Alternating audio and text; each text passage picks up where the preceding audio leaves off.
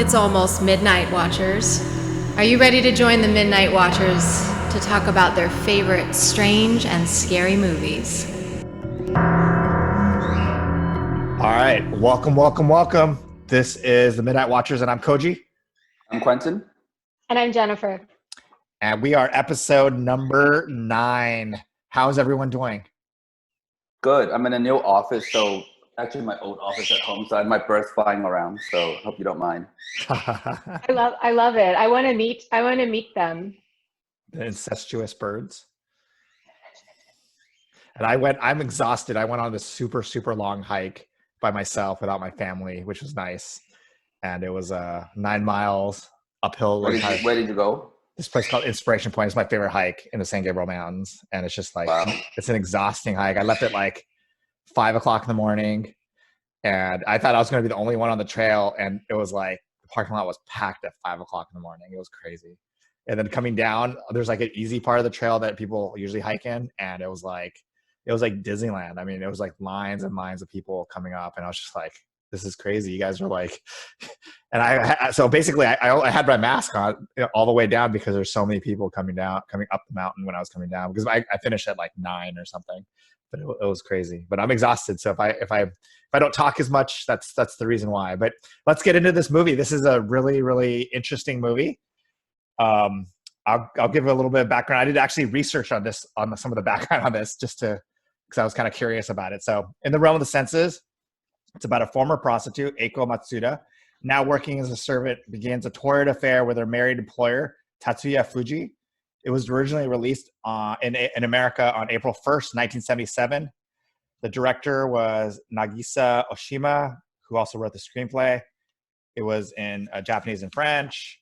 A couple of things I found that was really interesting is that even though it was produced many years ago, has never been shown in Japan in its uncensored form.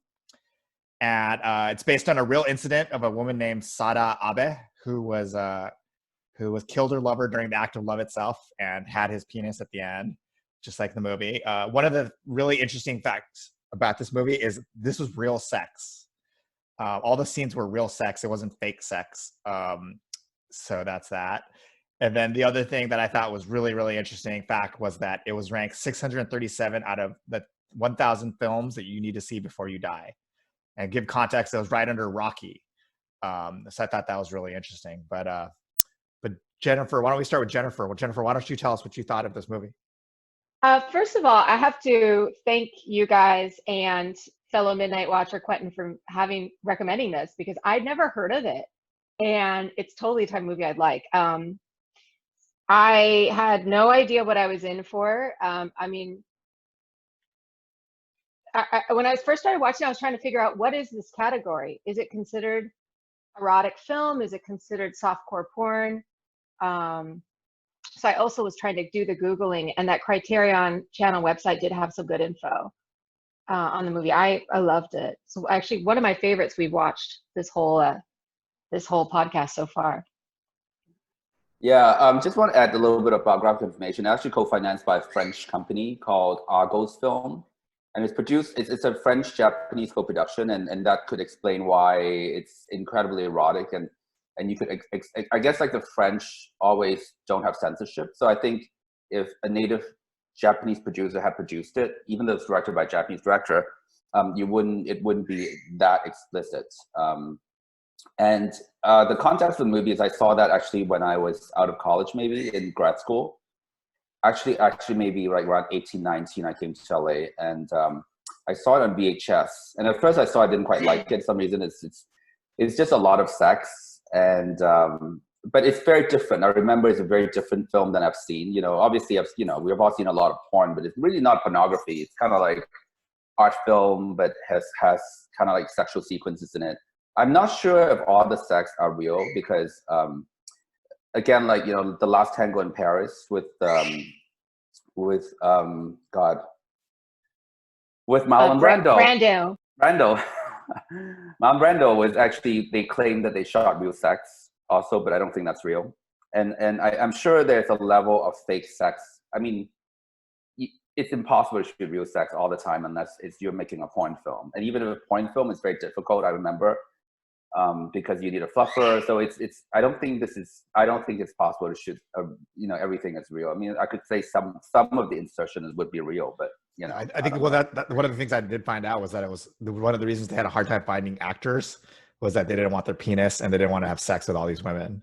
That was like one of the reasons why they were having a really hard time. And what was interesting also was that all the women's careers were basically ruined after that, in that they could never do anything again in Japan, because in Japan's much more prudish. But one of the facts that I did read also is that Japanese tourists would go to France when it was showing and actually watch it in France, because obviously it wasn't going to be shown in America. And it was like this big deal to be in France and to watch it and to see this movie. But personally, I mean, I don't know, like Jennifer, you love this movie. I don't know. I just was like, this is just like a porn movie. And he was just having, I just was like wondering, like, I was like, the actor got paid to have like sex or simulated sex with all these women.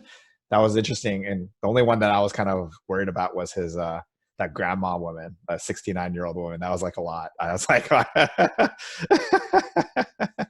but Quentin, why don't you tell us what's your favorite part of the movie? Well, I mean, I have to say it's a really unique film. And when I first saw it on VHS, it didn't do it justice. And again, like now watching it on full HD on streaming from Criterion Collection, it really makes me appreciate the film. I think it's a really beautiful film. Again, like when you go back to looking at what is an art film and what is, a non-art film, it's usually like there is no point to it. It's just like, the point of pornography is to get you off. And I don't think this film gets you off. It's not like a film about getting people off. It's really a film just expressing, telling a story and expressing a certain sensibility that you don't get anywhere else. And I thought one of my favorite sequences was probably, I thought they were walking in the rain and then trying to scare that little girl with that girl. I thought it was really beautiful. And that was like the most beautiful sequences. And I think that it's shot so beautifully, and the way that you compose the film, it's the close-up are not just close-up of one person, which is you usually see in Hollywood film. The close-up are two people, right? Because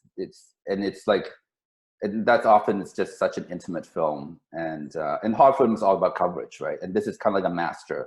And even in the close-up, it's actually a master shot. And so I appreciate that. That's one really troubling scene I didn't quite get. I want to curious what you guys think was that the girl, I don't know why there were two naked kids or something. And then he was grabbing the boy's penis. And then at the end, she was surprised that the boy keeps saying that it's hurting. And then she's kind of like puzzled.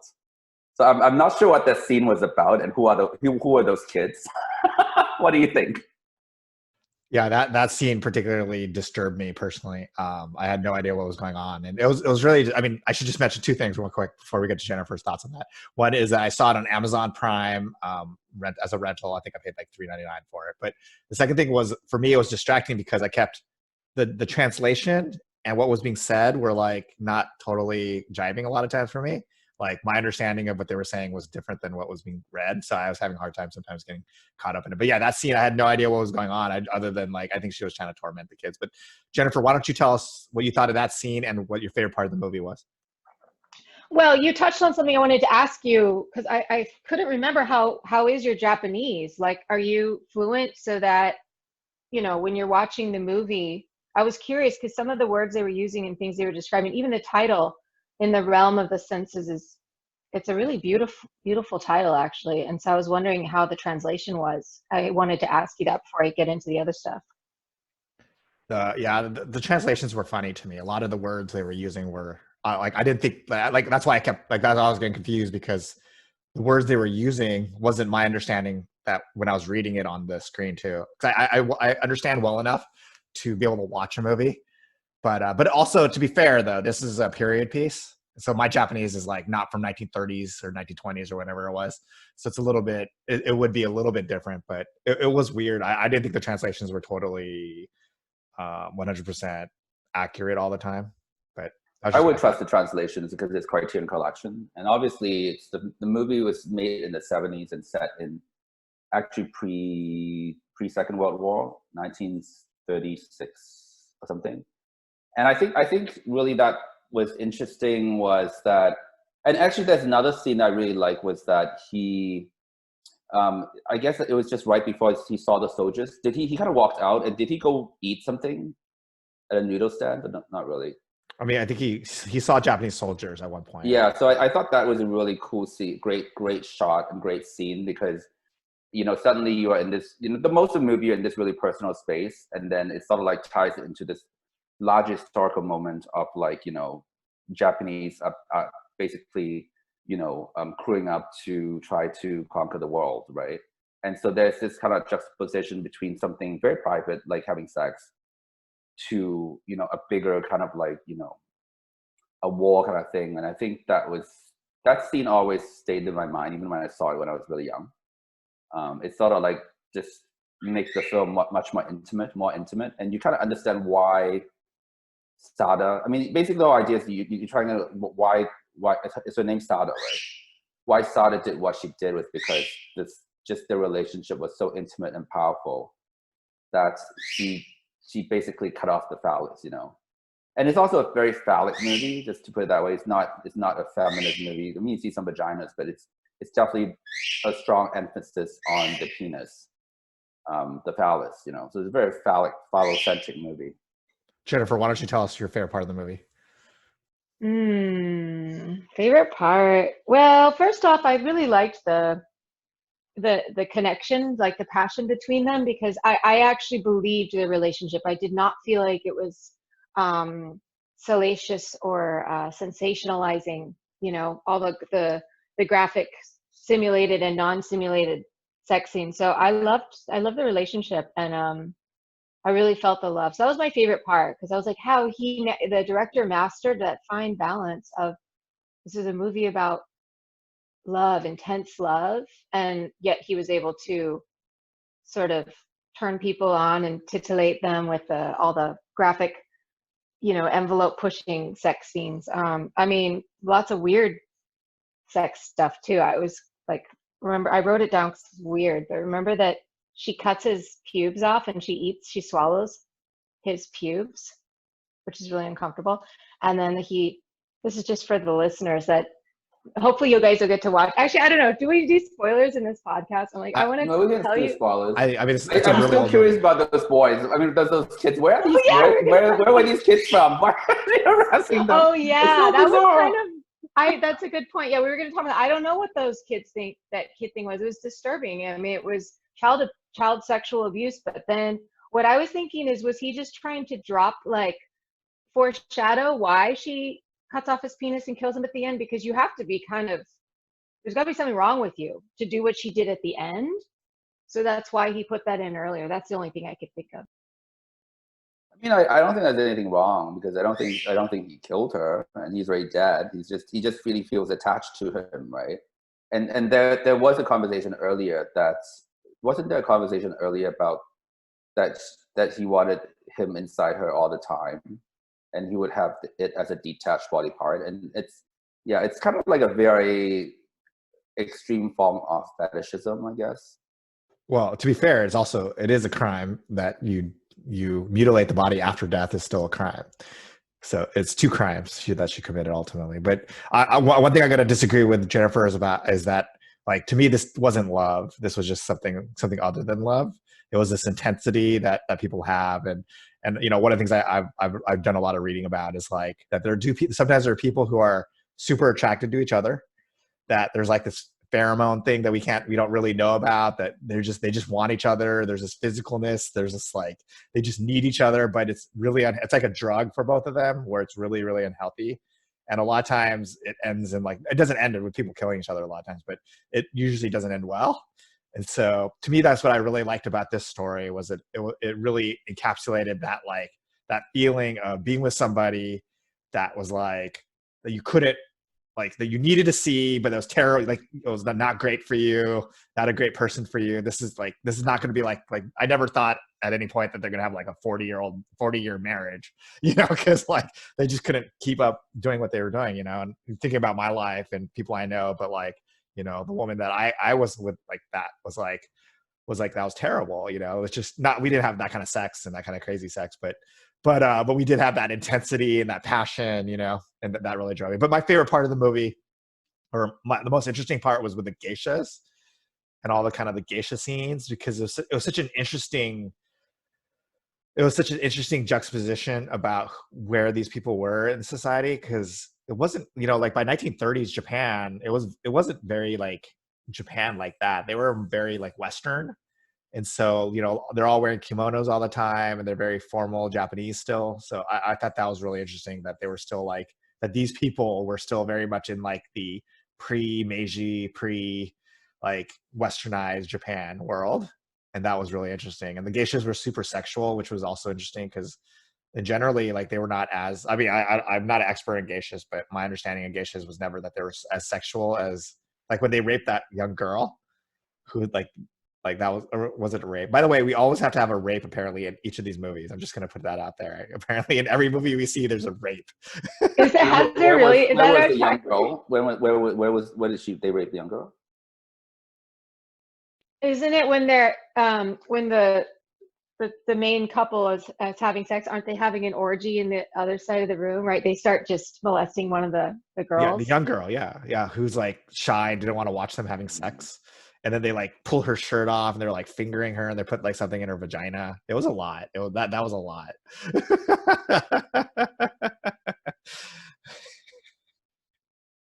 I don't know. Well, Jennifer, what else did you think? Or Quentin, what?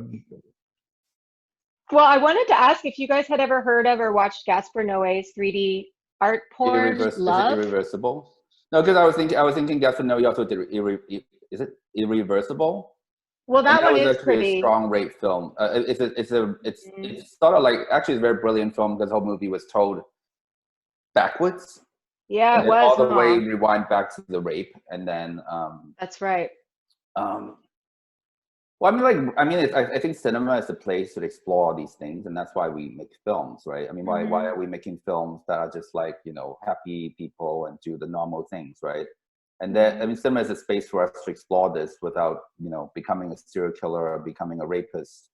So I feel like cinema is this form that, you can express almost anything dark and anything unimaginable. And that serves as a way of a safe exploration, right? Rather than you actually going, to try to rape someone or try to, go out and have like, icky sex or like, random stranger sex and stuff like that. And I think that's that role in cinema that cinema plays, is to explore a lot of things without having to, be a killer, be a shooter, be a murderer, be a rapist, be anything, right? Yeah, that's a great point. That's one of the points of cinema, is to like go there and show everybody in their different, all the ends of the human psyche and behavior. But the movie Irreversible is a great example, but he did another one just a few years ago called Love, and it had unsimulated sex, and I think he called it an art porn. It was like a 3D porn. It was shot all, lit all nicely, artistic, but that was the I think I saw some of Love, and is it not about, it's not the horror film. I recently saw like a horror film that he made about these dancers. Oh, I wanted to see that. It's on Amazon Prime, but I kind of gave up on Gaspar Noé, because his last few films, I gave up on, what's his face, the Danish director, Breaking the Waves. After that movie you wanted to see, with Charlotte Gainsbourg and Daniel Defoe. Yeah, Lars von Trier. Lars von Trier, yeah, because I think he made Breaking the Waves was a Dogma film, right? And then he made something before that, and it was kind of interesting, a film, but it just kind of became this really kind of like, is it Nymphomaniac? No, what is the film with Willem Dafoe that they tortured each other? It's kind of torture porn and stuff. Oh yeah, Antichrist. Antichrist. After Antichrist, I'm sorry, I cannot subject myself to this kind of experience anymore, because I just didn't enjoy it. Like, it's like, I don't enjoy somebody like sticking a knife and going like that, and just, even though it's fake, it's like, I don't need to see that. So, well, and for me, I mean, that's one of the reasons why I didn't enjoy this one, because for me watching the scenes, I was just like, okay, I got it. Like, I think it's very sexy. I mean, it's definitely a very sexy film. Reminds me of Henry and June by Philip Kaufman. Yeah. By Henry Miller and June, his wife, and also Anais Nin. I think it's a very artfully done film, and I think actually a sexy film. It kind of turned me on strangely. I was kind of shocked, like, oh, okay. Didn't expect that to happen. Were you turned on, Jennifer? I actually was, and I was waiting for myself to like stop the movie and then go masturbate. Yeah, exactly. I was like waiting for the scene that was gonna do it for me. But then it was just so, because yeah, you don't see like the genitals and all those like typical pornographic shots that I don't know why is it that a porn is shot in a way that turns you on so quickly. Like I was telling you, remember that other podcast, like I'll watch like a 5-minute Pornhub video for 5 minutes, I'm already done. So there's something that in the way the camera is framed where it like turns you off. I mean, turns you on gets you off, turns you on very quickly. So this one, I don't know, but I was definitely like turned on, but I didn't go do the thing.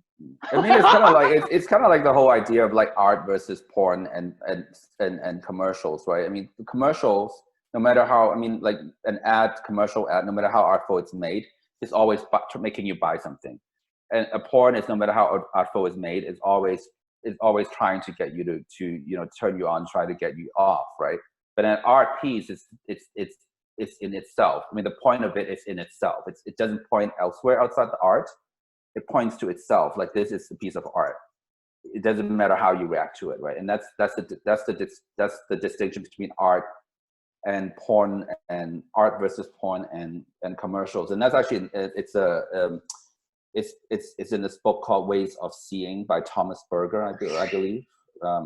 It was like a grad school thing that I studied, but I think it's really true, because like, art actually always art is always pointing to itself. It's not telling you, oh, go buy this thing, I'll turn you up and go get you masturbate. It just, hey, this is art. Versus a porn is always trying to get you off, and a commercial always is trying to get you like to buy whatever it's selling. And one of the interesting things for me was that because this was Japan, and Japan's such a interesting place where there's like kind of this really repression of feelings and things like that, but then at the same time there's this undercurrent of like kind of not perversion in a bad way, but like, the whole classic like buying underwear and like a vending machine kind of thing, like girls underwear, like they have. So it's really weird that like when I was watching it, like to see it was very much about like what I liked about it was that dichotomy. They did a really good job, because like, no matter how prudish people act in like a society, people are ultimately, they're just trying to hump each other. Like I don't care how like even in like very strict Muslim societies or Puritan societies, it's like we want to act like we don't need to have sex, or we don't want to hook up with like our maid or something, I guess. But in reality, that's ultimately what people do or want to do or fantasize about or whatnot. Well, I think we're getting toward the end of the show, so let's talk a little bit about any final thoughts on the show, on this movie. Jennifer, do you want to share any final thoughts you have, or Quentin, you guys want to share any final thoughts? I would have to say this is kind of movie I could watch again, and I want to watch it like on a date, or like if I'm in a relationship again someday, I want to watch it with my lover. Yeah, I mean, like I just think like Japan, it's just kind of a pioneer in pornographic industry. So definitely, like, you can definitely get a lot more pornographic than this. So I don't think this is like really a pornographic film, because Japan has so much porn. They mix so much porn, whether it's gay or straight or whatever. So if you like Asians, then you would mostly likely be watching Japanese porn, because that's just so well made. I love that thought. I think the last thing I'd like to say about this was just that I will never watch this movie again. I think this is the last time I would ever watch this movie, but and I couldn't imagine watching it on a date. I mean, I'm married, so I'm not going to be on a date anytime, but on a date, I just feel like, wow. I mean, if a woman showed me this during a date, I just feel like, whoa, she's gonna cut my penis off. But anyway, not really. It's like, think about that whole. It's going back to that whole Taxi Driver moment where Pacino was taking his girl on date to a porn theater, and she was like, "What the fuck? What's wrong with that?" But in some ways, it just reminds me of that, and it's just like a very normal thing, I guess. I'd still be disturbed if somebody showed me this movie. I guess it like depends on what time of day, like what date it was. Like if it's like the first date, it'd like freak me out a little bit. If it's like if we've been dating for a while and hooking up already, then maybe. Yeah, definitely not a first date movie. That would be weird. You come in the room, it's like D'Angelo's playing, and then you throw on this DVD or you play the streaming version or whatever. All right. Well, thank you guys so much for coming on. Thank you for doing another episode with us. This was episode 9. Please rate, review, subscribe to this podcast, Midnight Watchers. And if there's a movie you guys want us to watch or you guys think we should watch, please hit us up on our social medias, which are Facebook and Instagram. I believe they're all Midnight Pods. Thank you guys for all the guys who are, I know we're getting a lot of likes and we're getting a lot of views on stuff. So we really appreciate you guys on those sites and also just downloading the episodes. But one of the ways you could really help us is by not only just telling us, but telling your friends about the show and letting them know about what we're doing. Thank you, Midnight Watchers.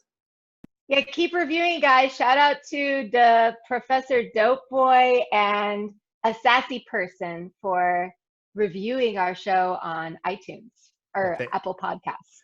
Thank you. Really appreciate it. Yeah, those reviews are really, really important to us. And that's one of the best ways for us to increase our viewership and make sure we're doing this over and over. So thank you guys. Thank you. Look at my hand. Bye. Bye.